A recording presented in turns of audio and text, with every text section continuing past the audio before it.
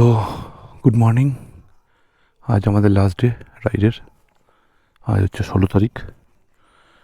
এখন আছি কার্শিয়াংয়ে। সকাল এখন 5টা বাজে। তো আমরা বেরোনোর জন্য রেডি। তো এখান থেকে বেরোবো এখন ফার্স্ট অফ অল শিলিগুড়ি হয়ে, দেন এগিয়ে যাবো Subscribe to সামনের my দিকে। channel. তো সবাই মোটামুটি রেডি হয়ে গেছে। তো সামনে বেশ কিছুটা খাড়া ঢাল দিয়ে নামতে হবে, এর জন্য এক্সাইটেড। তো চলো দেখা যাক কটার সময় বাড়িতে পৌঁছাই আমরা।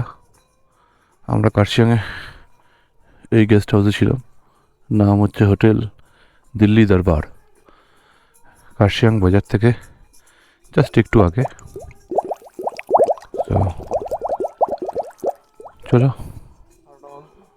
বেরোই।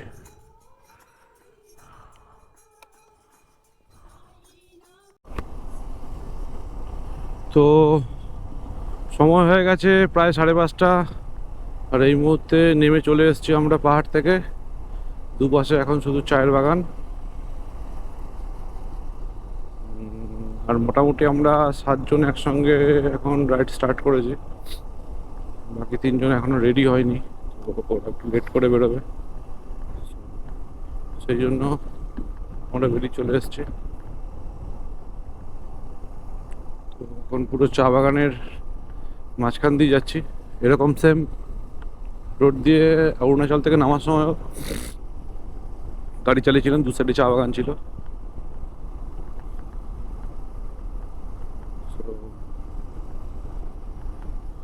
পাহাড়কে টাটা করে দিয়েছি। হয়তো এই বছর আর পাহাড়ে আসা হবে না, কেননা অন্য কিছু প্ল্যান নেক্সট ইয়ারের জন্য করে রেখেছি। সেক্ষেত্রে পাহাড়ে হয়তো এই বছর আসা হবে না। এবার জানি না সাডেন কোনো প্ল্যান হয়ে গেলে, বাট এখনো পর্যন্ত যা প্ল্যান আছে তাতে এই বছরে আমাদের পাহাড়ের কোনো প্ল্যান নেই। তো দেখা যাক নেক্সট কি হয়।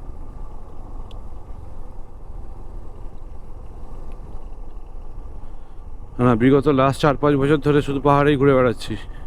তো একটু অন্য কিছু, বড় কিছুই সারপ্রাইজ লোডিং, না বড় যে কোনো কিছু প্ল্যান করতে গেলে একটু টাইম লাগে।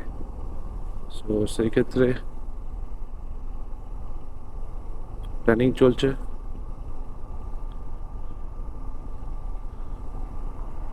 চলো এগিয়ে যাওয়া যাক।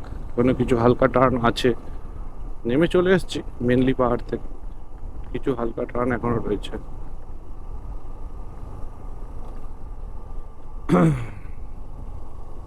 শিলিগুড়ি ঢুকবো, শিলিগুড়ি ঢুকে একটা পেট্রোল পাম্পে ফুয়েল আপ করবো, আর সঙ্গে একটা ছোট্ট টি ব্রেক নেব।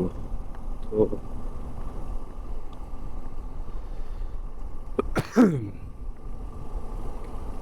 চলো দেখা হচ্ছে শিলিগুড়ি ঢুকে। এই মুহূর্তে শিলিগুড়িকে ছাড়িয়ে পেছনে বাগডোগরা ক্রস করে আমরা এগিয়ে যাচ্ছি টুয়ার্ডস ডালখোলা। ডালখোলা গিয়ে ব্রেকফাস্ট করব, দেন দেখা যাক লাঞ্চ কোথায় হয়। টার্গেট করব যে ব্রেকফাস্টটা একটু হেভি করার, যাতে মোটামুটি 3টে বা 4টের দিকে লাঞ্চ করতে হয়। 3টে-4টের দিকে লাঞ্চ করলে মোটামুটি আমরা অনেক ডিস্টেন্স কভার করে নিতে পারবো। কেননা লাঞ্চ করার পরে স্বভাবতই একটা মানে ঘুম ঘুম ভাব আসে। তারপরে এতদিনের জার্নি, একটা টায়ার্ডনেস তো কাজ করেই। তো সেই জন্যই প্ল্যান আছে যে লাঞ্চটা যতটা সম্ভব পরে করার। দুপাশেই চা বাগান, অসাধারণ লাগছে। এই দৃশ্য হয়তো আবার অনেক দিন বাদে দেখতে পারবো, কেননা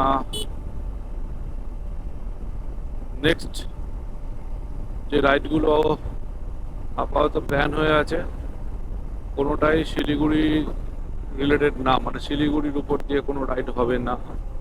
সো সেক্ষেত্রে এর জন্যই বলা যে এই দৃশ্যগুলো হয়তো আবার অনেকদিন বাদে দেখতে পারবো। দেখা যাক, কোনো প্ল্যান নেই। যদি কোনো আবার গ্রুপ রাইড প্ল্যান করা হয় তাহলে হয়তো আসতে হতেও পারে, বাট এই মুহূর্তের জন্য সেরকম কোনো প্ল্যান নেই। তো চলো আগে যাই, আগে গিয়ে দেখি কি আপডেট হয়, কোথায় ব্রেকফাস্ট করি।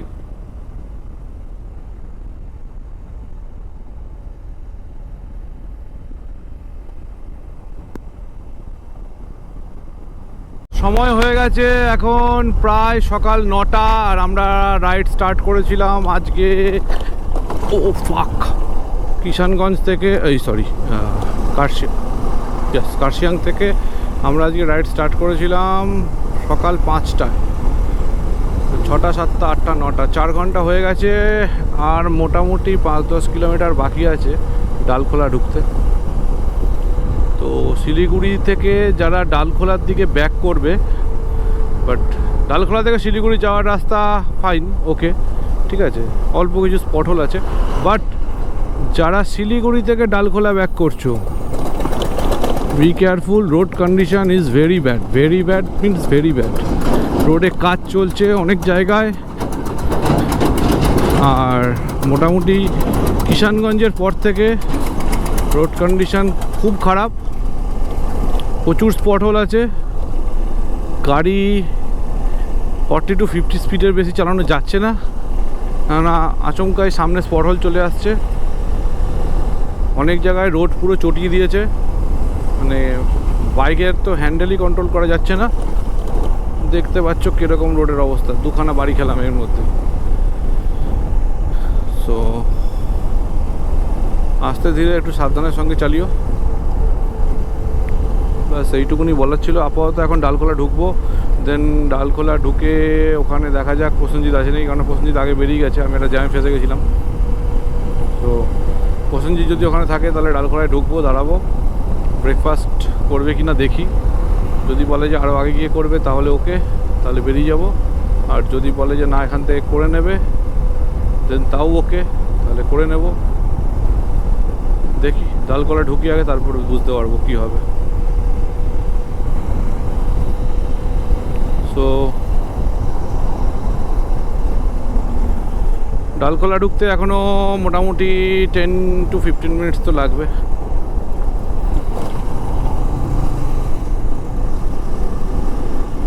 Spot hole and spot hole, মাঝে মাঝে ভালো রাস্তার মাঝখানেও এত বড় বড় স্পট হোল চলে আসছে,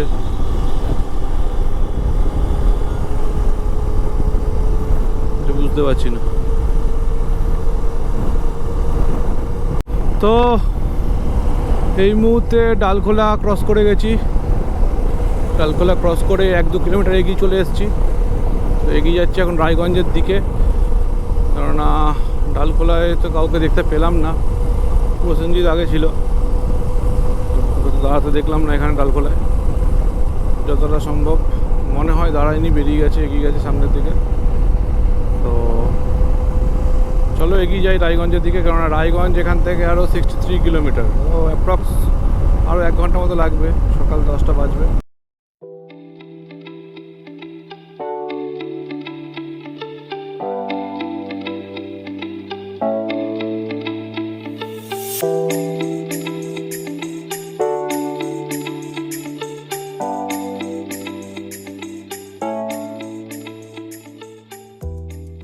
অলরেডি হয়ে গেছে রায়গঞ্জ 43 কিলোমিটার দূরে এখান থেকে।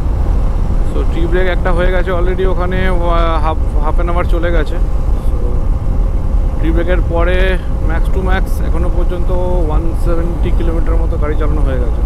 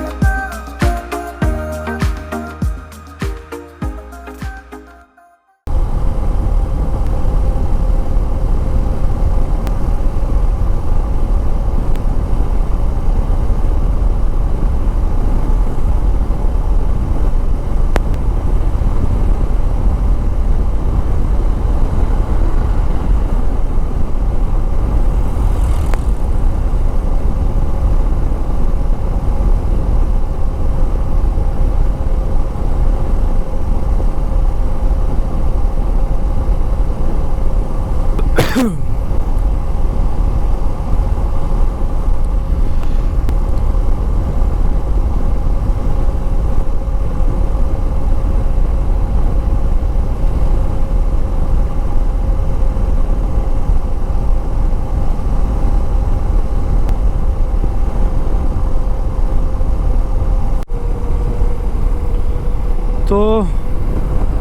এই মুহূর্তে রায়গঞ্জ ক্রস করেছি। তো বাকি সবাই আমার থেকে এখন আগেই আছে, মেবি হয়তো একজন আমার পেছনে আছে। জাস্ট একটুখানি জল খাওয়ার জন্য 5 থেকে 10 মিনিটের একটা হল্ট নিয়েছিলাম রায়গঞ্জ থেকে 5-10 কিলোমিটার আগে। আর এখন কোনো হল্টের পরিকল্পনা নেই। ব্রেকফাস্ট আজকে আর মনে হচ্ছে হবে না, কেননা সবাই অনেক আগে চলে গেছে। যদি কাউকে দেখি কোথাও দাঁড়াতে তাহলে আলাদা ব্যাপার, আদারওয়াইজ ব্রেকফাস্টের কোনো পরিকল্পনা নেই। যতটা সম্ভব যাওয়া যায় ততটা সম্ভব যেতে হবে।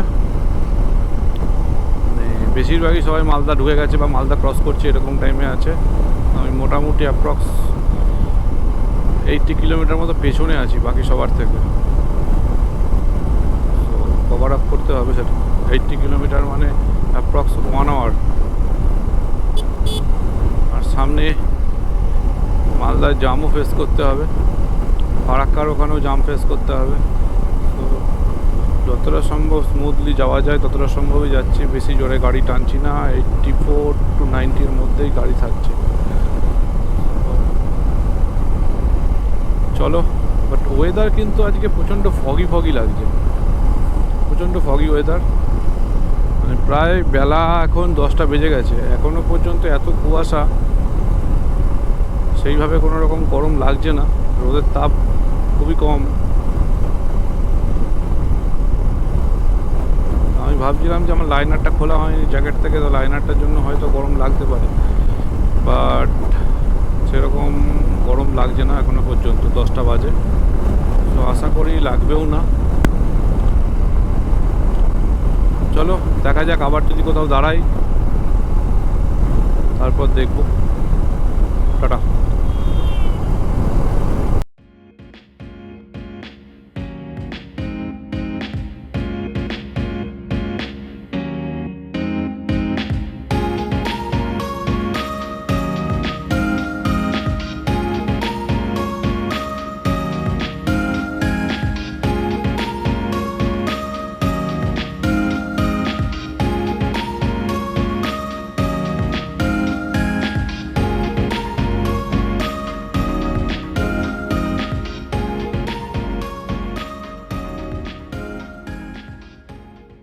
ভিড় ফারাক্কা ভর্তি রাস্তা, কখন পৌঁছাবো আমি ফারাক্কা? 29 কিলোমিটার যেতে লেগে যাচ্ছে 40 মিনিট। এই তো রাস্তার অবস্থা, 40-50-এ গাড়ি চালাতে হচ্ছে। পপুলেশন কি আরে ইন্ডিয়াতে বেড়েছে সেটা এখানে আসলে আরও বেশি ভালো করে বোঝা যায়। কেননা যত না বেশি লরি এই রাস্তায় চলে, তার থেকে বেশি টোটো চলে। টোটোই দখল করেছে হাই রোড, NH-12।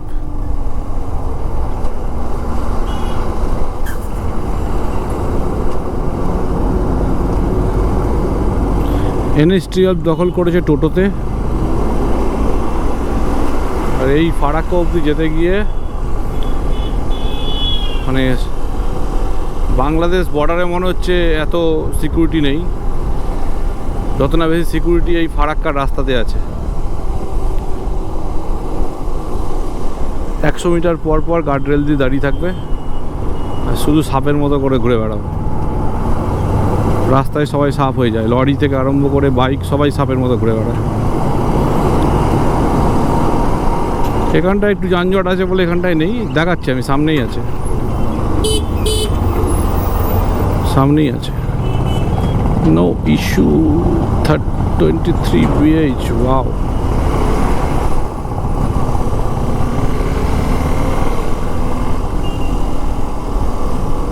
একবার এটা নাকি ন্যাশনাল হাইওয়ে NH-12, ভাই এখানে যত না বেশি লরি চলছে তার থেকে বেশি টোটো চলছে, তাও এখন একটুকুনি চাপ কম আছে টোটোর, ঠিক আছে। গাড়ি টোটো দেখো শুধু কোনো, মানে 1 কিলোমিটারে মনে হয় 50টা টোটো দেখতে পারবে। দেখো NH-12 দিয়ে টোটোর লাইন দেখো ভাই সাহ, কোথায় গাড়ি চালাচ্ছি বুঝতেও পারছি না, মনে হচ্ছে পাড়ার রাস্তায় গাড়ি চলছে। এই তো অবস্থা। তারপরে তো আছে এই যে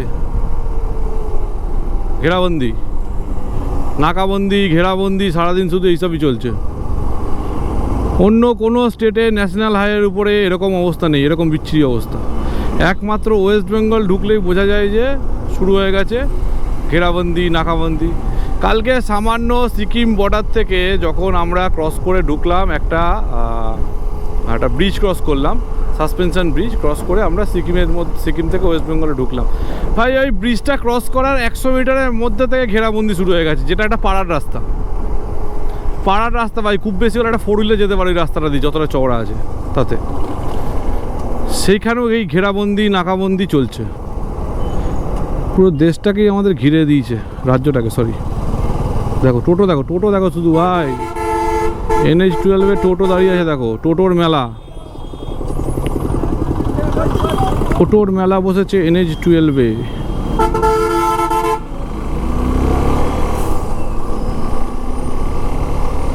সামনে আরো যাচ্ছে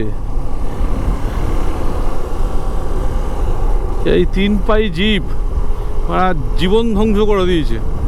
মানে মানুষের করোনাতে যত না মরেছে তার থেকে ওই টোটোর জন্য মরেছে আমার যা মনে হয়। চালানোর তো কোনো সিঁড়ি চালা নেই, যেখানে ইচ্ছে সেখানে ঢুকে দিচ্ছে, কোনো ব্যাপারই না। দেখো তুমি টোটোর লাইন দেখো, শুধু সামনে অব্দি টোটোর লাইনই আছে। কি বলবো, বলার নেই কিছু। ওই পার দিয়ে যাচ্ছে ভাই সাহ, মালও বইছে, কাস্টমারকেও নিয়ে যাচ্ছে। দেখো পাইপ পাইপ কি সব নিয়ে যাচ্ছে।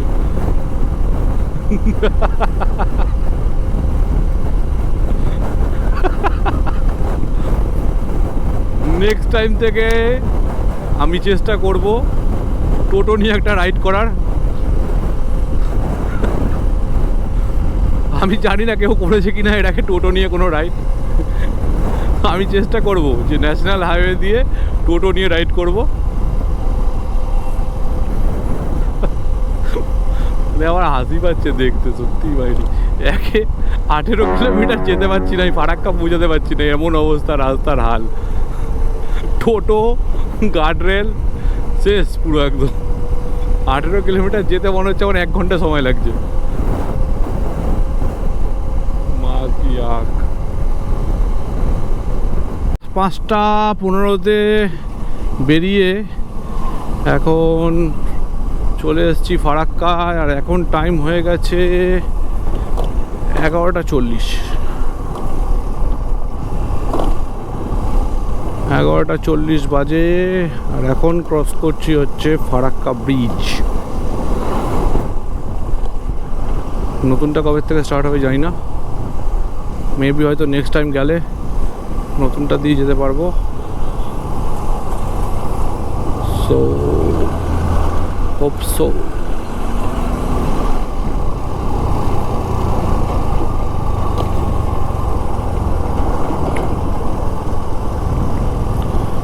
জাম ছোটো মোটো আছে, স্লোলি বেরোচ্ছে সব গাড়ি। আগে উপরটা দিয়ে যাওয়া যেত, বাট এখন উপরেও কভার করে রাখছে।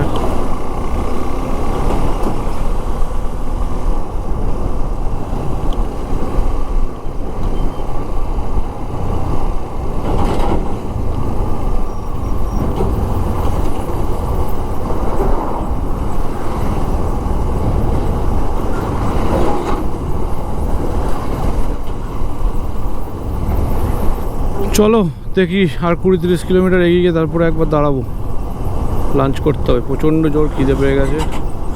সকালবেলায় শুধুমাত্র চায়ের সঙ্গে একটা বিস্কুট খেয়েছিলাম, তাও শিলিগুড়ি থেকে 30 কিলোমিটার আগে।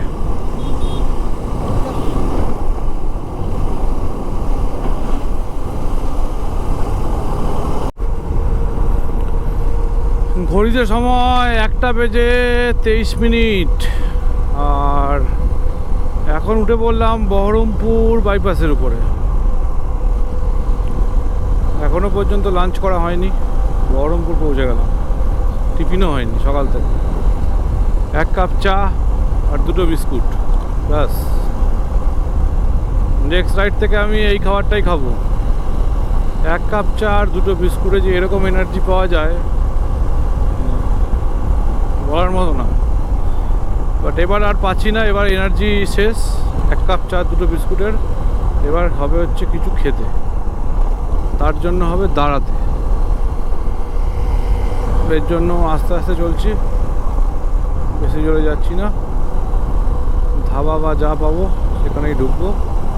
আমার প্রচণ্ড জোর খিদে পেয়েছে। আর মোস্ট প্রবাবলি যা ডিস্টেন্স কভার করা ছিল বিফোর টাইমে কভার করে দিয়েছি। তো it's a very good sign.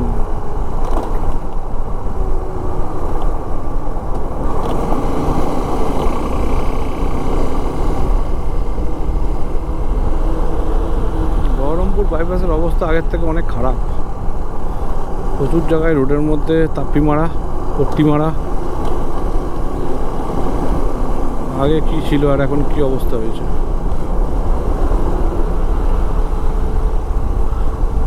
হঠাৎ করে রোডটার এই অবস্থা হওয়ার কারণ জানি না। বর্ষাকালের জন্যই মনে হয় চলে গেছে রোড। তো এর জন্য বহরমপুর বাইপাসের উপরে জোরে গাড়ি না চালানো বেটার। প্রচুর স্পট হোল হয়েছিল যেগুলো রিপেয়ারিং হয়েছে, পাম্প করছে ওই জন্য গাড়ি। Ranaghat 121 kilometre.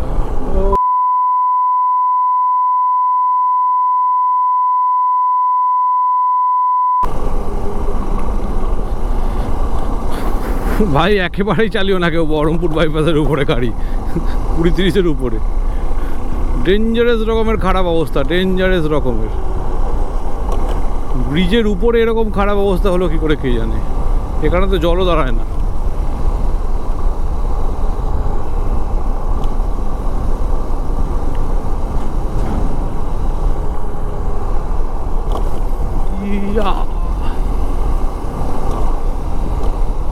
So Baharampur bypass থেকে না নামা পর্যন্ত তো কিছু পাওয়া যাবে না।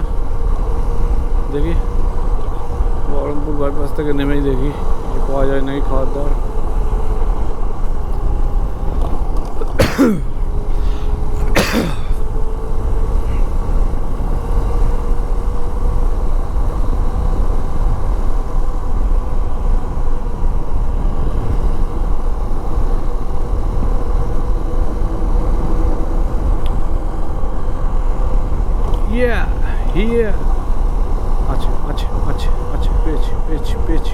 পেয়েছি। খাবার দাবারের সংকেত পাওয়া গেছে, সামনেই হোটেল রেস্টুরেন্ট কিছু আছে। চলো একবারে টান ঢুকিয়ে আগে খাই, কেননা আর হচ্ছে না, অনেক হয়ে গেছে, আর পাচ্ছি না। 1:30 বাজে, 1 ঘন্টার একটা ব্রেক। 1 ঘন্টা হয়তো হবে না, বাট যতটা তাড়াতাড়ি সম্ভব ততটা তাড়াতাড়ি খেয়ে দিয়ে বেরোবো।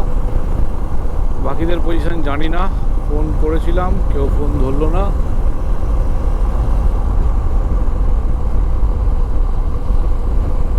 সবাই হয়তো ব্যস্ত আছে গাড়ি চালাতে। পেছনে দুজনকে দেখেছিলাম ফারাক্কা ক্রস করার পরে, দুজন দাঁড়িয়ে আছে ওখানে, বাট এখনো পর্যন্ত আর কারোর কোনো খবর নেই।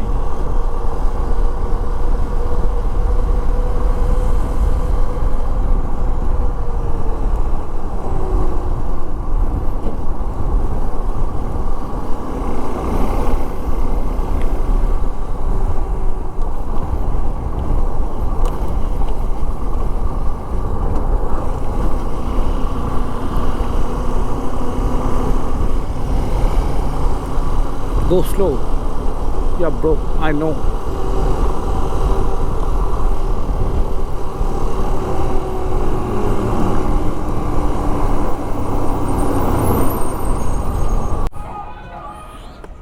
অ্যাপ্রক্স বেথুয়া ডহরিতে এসে লাঞ্চ করার জন্য দাঁড়ালাম।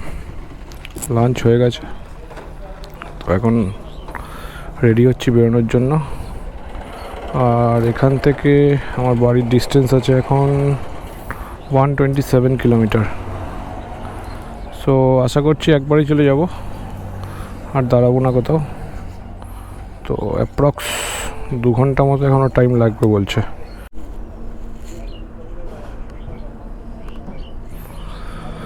তো বেরিয়ে পড়লাম, খাওয়া দাওয়া কমপ্লিট। 127 কিলোমিটার আর রাস্তা বাকি আছে, সো একবারেই চলে যাব। একটু এগোতেই রাইট সাইডে লেগে গেছে তাগড়াওয়ালা ট্রাফিক জ্যাম। আর এই ট্রাফিক জ্যামের জন্য পুলিশ ডাইভার্ট করে দিল আমাদেরকে রং সাইডে। সো এখন রং সাইড দিয়ে যাচ্ছি, জানি না কিসের জন্য এই জ্যাম লেগেছে। প্রচুর গাড়ি দাঁড়িয়ে আছে, লাস্ট 1 কিলোমিটার ধরে শুধু দেখছি গাড়ি দাঁড়ালো, মানে লরির লাইন।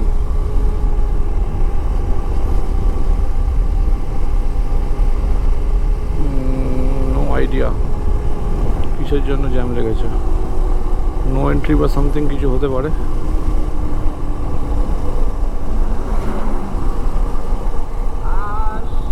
No entry maybe. তো এখান থেকে আবার ঢুকে যাচ্ছি মেন লাইনে।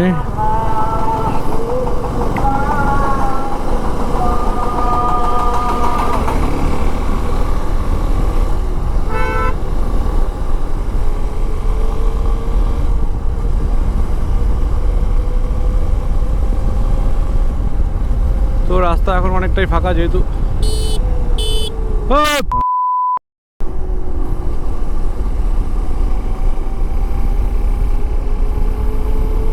ওই সাইডে রাস্তা ফাঁকা, নো এন্ট্রির জন্য সব লরি ওখানে আটকে গেছে।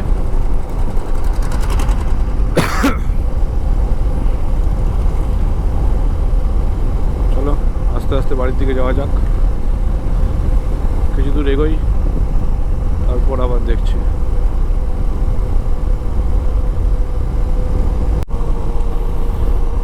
ঘড়িতে সময় হয়ে গেল 3:50, আর এই মুহূর্তে আমার বাড়ির ডিস্টেন্সও রয়ে গেছে আর 53 কিলোমিটার। কৃষ্ণনগর ক্রস করে গেছিলাম অনেকক্ষণ আগেই, এখন ফুলিয়ার কাছাকাছি। ফুলিয়ার এখান থেকে 6 কিলোমিটার। সো এবার একবারে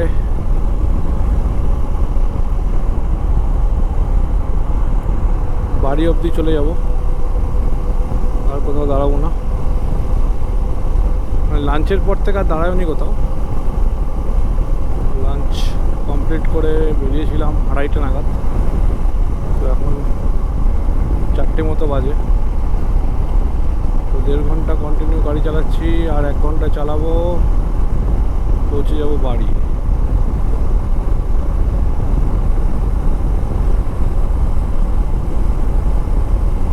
বাড়ি পৌঁছে রেস্ট নিতে হবে ভালো করে, কেননা আবার কালকে থেকে regular duty start. Office join আছে কালকে। সো ছুটি শেষ, ঘোরা শেষ, মজা শেষ। নেক্সট ট্যুর হবে, খুব তাড়াতাড়ি হবে, হয়তো বড় কোনো ট্যুর না হলেও ছোট ট্যুর হবে। বড় ট্যুর এই মুহূর্তে কোনো প্ল্যান নেই বড় ট্যুরের। বড় ট্যুর হবে আর কিছুদিন বাদে, মোটামুটি মাস 3-4 বাদে হয়তো একটা বড় ট্যুর হলেও হতে পারে। আর ইয়ার এন্ডে, মানে 2025 চলছে, 2026-এ ডিসেম্বর নাগাদ একটা বড় ট্যুরের প্ল্যান অলরেডি হয়ে আছে। সো দেখা যাক। মাঝখানে যদি আর কোনো প্ল্যান হয় জানাবো অবশ্যই।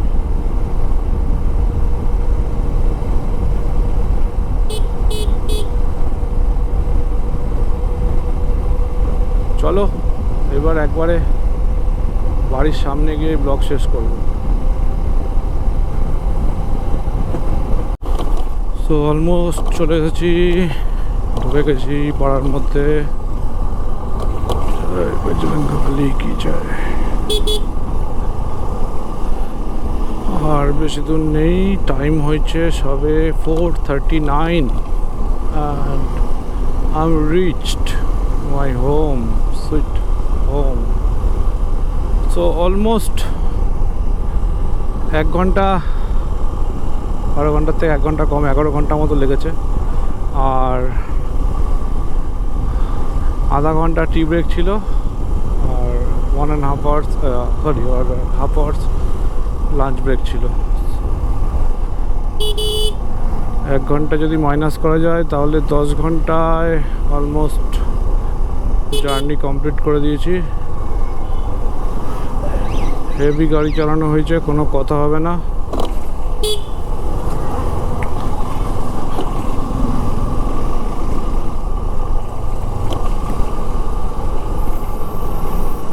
দারুণ গাড়ি চালিয়েছি।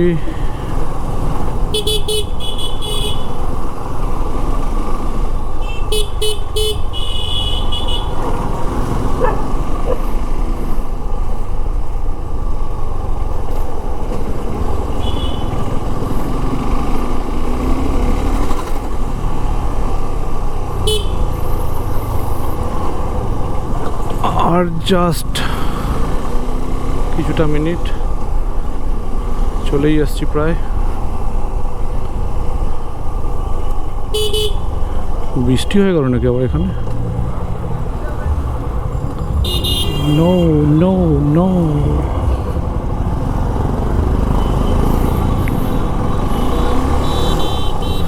জলের পাইপ লাইনের কাজ হচ্ছে।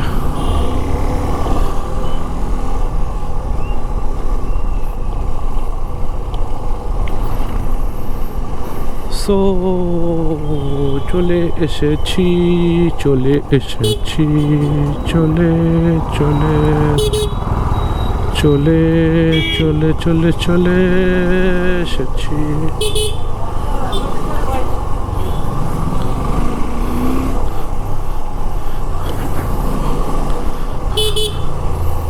নর্থ সিকিম এক্সপিডিশন এখানেই শেষ হলো।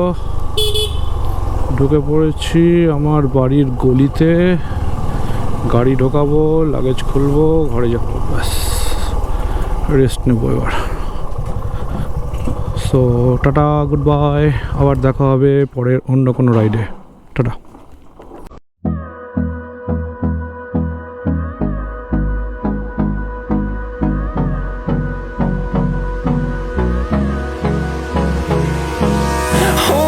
Close till I get up. Time is barely on our side. I don't wanna waste what's left. The storms we chase are leading us, and love is all we'll ever trust. Yeah, no, I don't